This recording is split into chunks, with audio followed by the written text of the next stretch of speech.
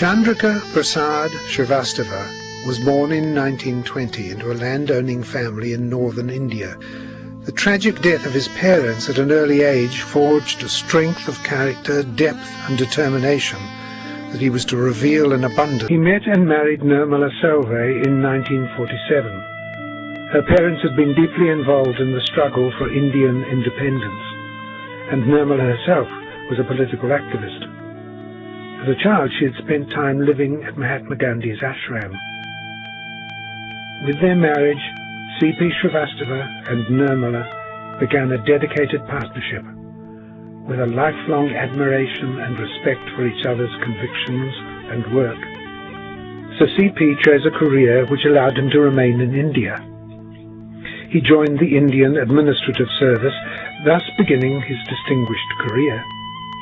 In 1961, he was appointed Managing Director of a public sector company, the fledgling Shipping Corporation of India. The Prime Minister was immediately impressed by this tall, articulate young officer who came with such a formidable reputation for integrity and capability. The period that I spent with him was probably the most elevating period of my life. And I was with him till the very last day of his life, when he died in Tashkent. In 1974, he was elected Secretary General of the United Nations International Maritime Organization based in London. He was unanimously re-elected for a further 3 terms, serving a total of 16 years.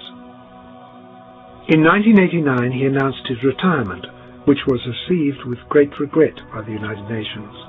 Worldwide, he has received 31 of the highest honors and awards in recognition for his tireless service and outstanding attributes.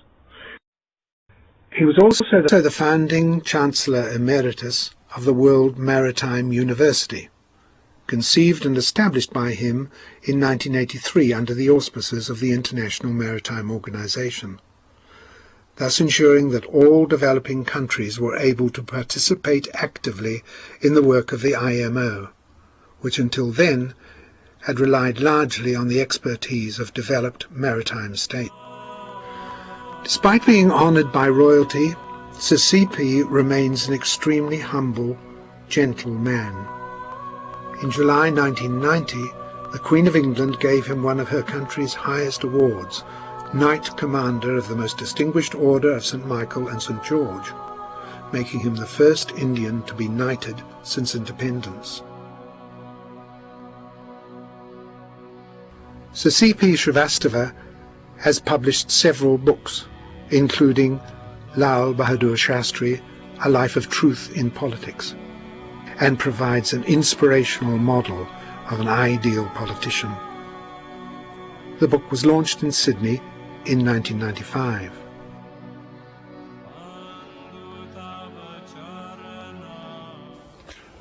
And I find that people here have a feeling for people of India and people for developing countries. They understand their problems. So I said, if we step out of India, where else? Let's go to Australia and begin there, where the people are absolutely wonderful and full of understanding. While your text salutes a great Prime Minister, you can take great pride in your own role, your personal contribution to these great achievements. The book, ladies and gentlemen, is now officially launched. In November 2005, Sir C.P. was awarded the 6th Lal Bahadur Shastri National Award for Excellence in Public Administration, Academies and Management, which was presented to him by the President of India in a special ceremony.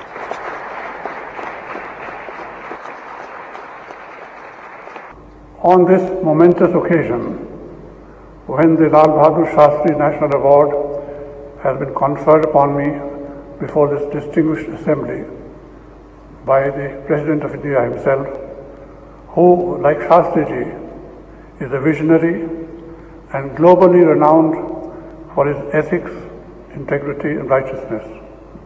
I bow down to him in deep reverence and with feelings of abiding gratitude. For me, sir, this will be the most memorable moment of my entire public service career in my life.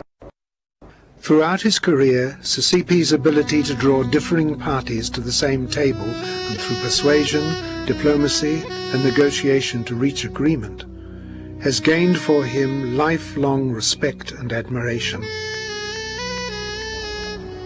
Before concluding, I seek your permission to acknowledge the enormous debt of gratitude which I owe to my wife Nirmala, who is here, without whose mighty support all these 58 years that we have been married, and without the loving care of our daughters Kalpana and Sadhana, who both are here, I could not have been standing before you today. I am now 85 years old, and whatever still remains of my life is being devoted to working with Nirmala, who has, over the preceding 35 years, worked ceaselessly for the creation of a new society based on the essential unity of all religions, and who upholds the same ethical and moral values that Sri Shastriji steadfastly stood for. While mixing in the most powerful diplomatic circles, he always supported her work to transform human beings using Sahaja Yoga techniques. Now, in his retirement, he has continued to travel the world with her, promoting and encouraging the advancement of this great movement which connects people to their own inner spiritual energy and gives them the ability to transform themselves regardless of creed, culture, race or religion. A glance at Sir C.P.'s life reveals a portrait of a living legend. Over his many years he has worked tirelessly alongside Sri Mataji in his own area of diplomacy to transform humanity and bring freedom, hope and enlightenment to the world.